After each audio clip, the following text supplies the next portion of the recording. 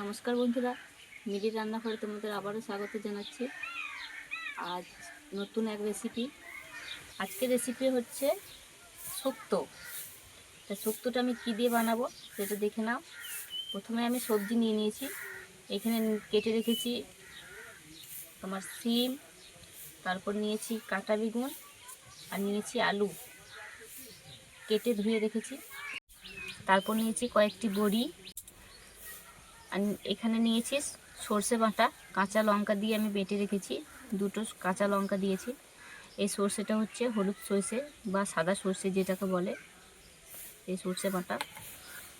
তারপর নিয়েছি দুটো শুকনো লঙ্কা, 5 ফোড়ন, হলুদ, লবণ। আর আমি শুক্তো তরকারিটা করব করলা দিয়ে নয়, নিম পাতা দিয়ে, তাই আমি কচি নিম পাতা নিয়ে এসেছি তুলে। আর নিয়েছি সর্ষের তেল। উনুন ধরে নিয়েছি, কড়া বসিয়ে দিয়েছি, তাতে সর্ষের তেল দিয়ে এই বড়িগুলো ভেজে নেব।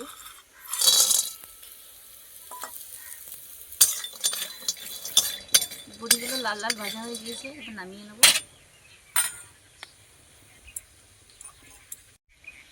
ওই কড়াইয়ে আবারও তেল দিয়ে দেবো সবজিগুলো ভাজার জন্য।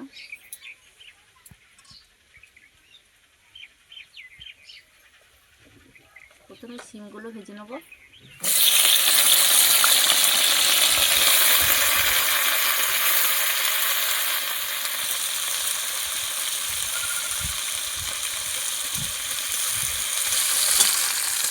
দেখো তেলগুলো একটু ভাজা ভাজা হয়ে যাওয়ার পরে একটু আমি বেগুনগুলো দিয়ে দেবো।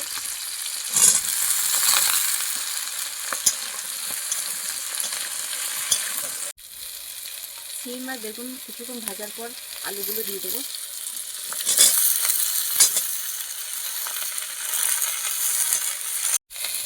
আমি শিম বেগুন আলু একসাথে ভেজে নিচ্ছি, আর তোমরা চাইলে পরে শিম বেগুন আলাদা আলাদা করে ভেজে নিতে পারো।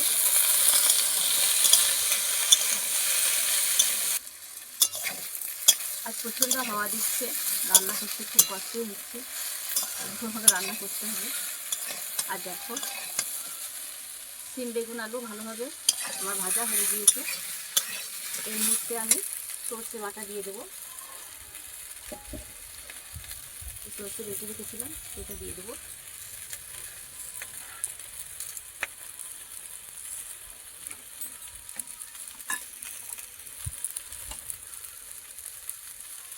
আর দিয়ে দেবো লবণ স্বাদ অনুযায়ী, দিয়ে দেবো হলুদ গুঁড়ো,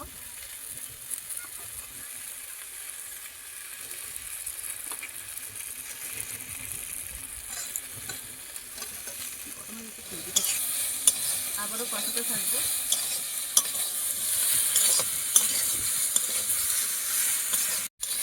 নুন হলুদ সর্ষে বাটা ভালোভাবে আমার কষানো হয়ে গিয়েছে।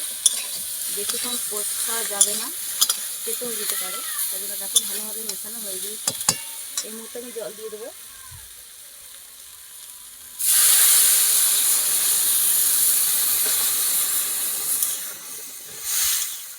আমি এই মগে 1 মগ জল দিয়েছি যাতে আলুটা ভালোভাবে সেদ্ধ হয়ে যায়। আর এই ঝোলের মধ্যে যে বড়িটা ভেজে রেখেছিলাম সেটা দিয়ে দেবো।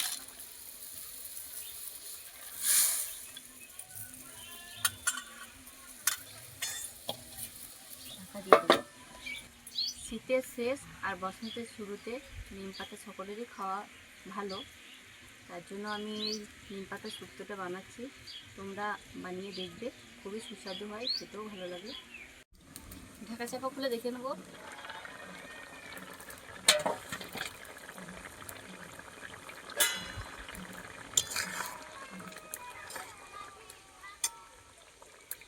দেখো আলু ভালোভাবে সেদ্ধ হয়ে গিয়েছে। এবার আমি এই তরকারিটা নামিয়ে নেব। এখনও কিন্তু সম্পূর্ণ রান্না হয়নি, বাকি আছে, তোমরা দেখতে থাকো। আবার কড়াইয়ে বসিয়ে দিয়েছি, এর মধ্যে দিয়ে দেবো নিম পাতা।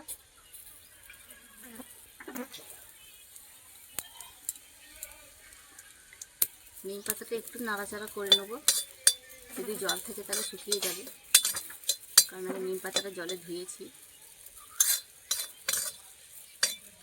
এই নিম পাতাটা এই শুকনো কড়াই একবার এরকম করে ভেজে নিলে কাঁচা গন্ধটা চলে যাবে।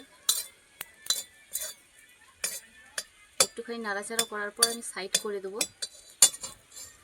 কড়াইয়ে সর্ষের তেল দিয়ে দেবো। তেল গরম হয়ে গিয়েছে, আমি দুটো শুকনো লঙ্কা ফোড়নের জন্য দিয়ে দেবো। আর দিয়ে দেবো কিছুটা পাঁচফোড়ন, তোমাদের কাছে তেজপাতা থাকলে দিতে পারো।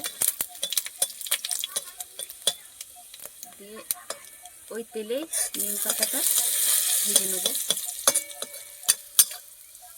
দেখবে খুব একটা সুন্দর গন্ধ বেরোবে।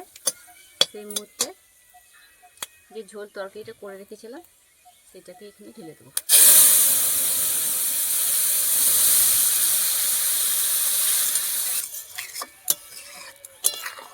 তরকারিটা ঢেলে দেওয়ার পর আমি আবারও কিছুক্ষণের জন্য ঢাকা চাপা দিয়ে দেবো।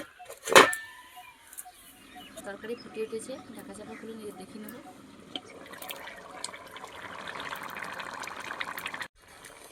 দেখো তরকারিটা মাখো হয়েছে, খুব ঝোলও না খুব মাখো না, বেশ মিডিয়াম হয়েছে। এই মুহূর্তে তোমরা দেখে নিতে পারো নুন ঠিক আছে কিনা, দিয়ে নামিয়ে নেব। আমার এই রান্নার রেসিপি যদি তোমাদের ভালো লেগে থাকে তাহলে অবশ্যই একটা লাইক করবে, চ্যানেলটি সাবস্ক্রাইব করবে। আর তোমাদের একটা লাইক সাবস্ক্রাইব তারপর একটা শেয়ার করলে আমার উৎসাহ হবে, যাতে আমি আরও নতুন নতুন রান্না তোমাদেরকে শেয়ার করতে পারি। এইটুকুই বলা, আর কিছু বলবো না। তোমরা ভালো থেকো, সুস্থ থেকো। দেখা হচ্ছে পরে অন্য কোনো ভিডিও।